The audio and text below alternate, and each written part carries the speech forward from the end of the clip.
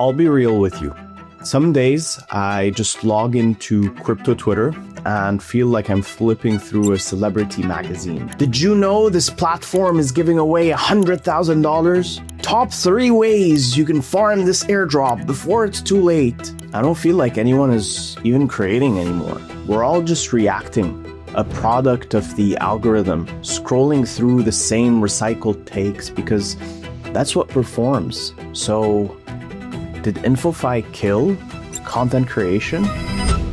I mean, the word InfoFi is nothing more than information financialized, meaning you get paid more to share information about a specific brand or product. Personally, I would have even called it attention-fi, because essentially it is those who are capturing the most attention that are ending up getting the biggest paychecks. The more attention you can capture, the bigger the paycheck. The consequence of that is that this incentivizes people to try and capture attention no matter the cost. At its core, the reason InfoFi took over is a low barrier to entry. I mean, think about it. You don't need any sort of capital to be able to just post content. Anyone can just create a Twitter account and start posting content about a certain brand or a certain product, meaning everyone is qualified to farm this airdrop, making it attractive for a lot of people. The second reason is it's making its top players a boatload of money. A lot of the top players on InfoFi leaderboards are getting somewhere between $50,000 to $100,000 per leaderboard. And we've seen that with the Kaito airdrop, with Laudio, with so many others, that InfoFi has become the airdrop to farm right now. And it's hard to see how InfoFi would not take off. But now the cost of such a meta taking over is all of a sudden creativity takes a backseat to farming attention. And what we've seen as a byproduct on our timeline is a lot of the same recycled takes that many people have been calling out over and over and over again, which is a little ironic. I mean, that's technically what I'm doing right now. So everyone is saying the same thing. No voice, no point of view. And much of the timeline for a considerable amount of time is nothing but, have you heard about this? Have you heard about that? The newest announcement, this, the newest announcement, that. And granted, this is how the timeline typically looks like. I mean, news is a great source of attention. Delivering people news is a great source of attention.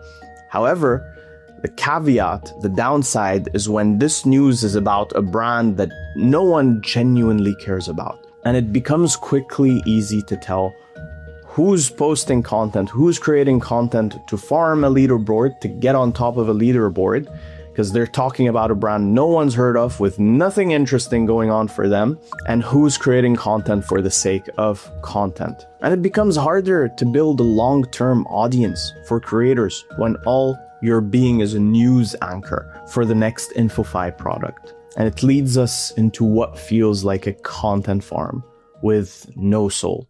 But I think it's worth highlighting the good side of InfoFi, the major positives it's brought onto the space. I mean, at its core, InfoFi has decentralized creator earnings. This is what deal flows looked like in the past. Brand comes into the space, they have a product they want to launch, they have a marketing budget to spend, they go to a creator agency, they tell it, hey, here's $1 million, we need everyone to be talking about this. And so what this creator agency would do is reach out to its top 10 creators and give them a huge piece of that pie. And so what ended up happening was these creators, a lot of the time, who weren't the smartest, weren't the best creators, who just had the connection to that agency, would end up getting most of the deal flow and raking in the most amount of money. But now, as a result of InfoFi, this middleman, this marketing agency, is completely taken out of the picture, because all of a sudden there's this reward pool that isn't just going to 1, 2, 3 people. It's going to the thousands of people who are willing to talk about that product. Now, granted, the higher you are on that leaderboard, the more piece of the pie, the more percentage you're going to take home of that pie. And this in its essence is a revolutionary technology. InfoFi has successfully decentralized creator marketing. So, did InfoFi kill content creation? I mean, there was a very interesting tweet by Whale that highlighted his thoughts around what it would probably be like being a small creator trying to grow your brand and your audience during this InfoFi era. And it got me reflecting into how difficult it would probably be seeing this large sum of money being passed around to everyone, your friends included, small accounts, big accounts. It's so easy to be making and farming these airdrops right now. But the downside is that you're in absolutely no way building an audience or building a brand for the majority of people. Of course, this doesn't apply to everyone. But how difficult is it being in that intersection and having that dilemma? Do I go for a big pie that is a lot more long-term, a lot harder to get to, a lot more work to get to? Or do I focus on this large pie that is in front of me that I could make a fraction of the money from and that is available to me right now? Do I focus on the big long-term picture? Or do I focus on the small short-term piece of the pie? And this is a dilemma a lot of the small creators are having to ask themselves right now. And another good point that we often bring up is how we found out that mindshare doesn't actually correlate or tell us anything about a token's price action. I mean, look at Laudio, an experiment that's had over 80%, I think maybe even 90% mindshare at some point, and its token price absolutely plummeted. There's absolutely no hope or life for that token. Meanwhile, Humanity Protocol, a brand that has been dragged through the mud on a platform like Ethos, its token has been pumping. How is that possible if something like mindshare and sentiment matter towards price action? In fact, so far we've seen the opposite actually be true, where the more mindshare there is for a product or a project, the more disappointed people end up becoming.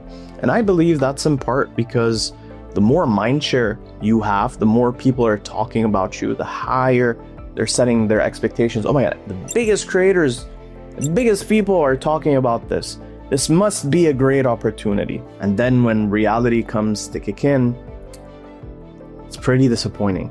Look, at the end of the day, I think we'll end up seeing two types of creators emerge from this InfoFi era. First one is the farmers, the people who will farm every single leaderboard that they humanly possibly could. Humanly is a stretch. A lot of them use AI farms or whatever. And number two, the great creators, those who will mix InfoFi with their own point of view, won't overly go too aggressive with farming every single leaderboard that exists. Those who will find and pick out the brands they genuinely connect with, they genuinely vibe with, that they would talk about whether they were to get paid or not. And those are the creators who will experiment with casting their own point of view, practice their storytelling, run experimentation, and aim for the long-term reward instead of the short-term one.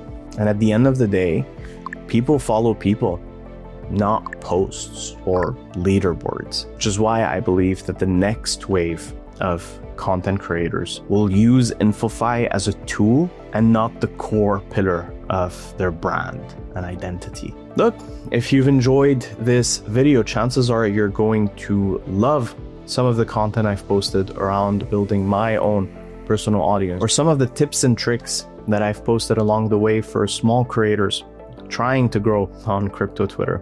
So if you'd like to see more of that, check out my channel, and I'll see you in the next one.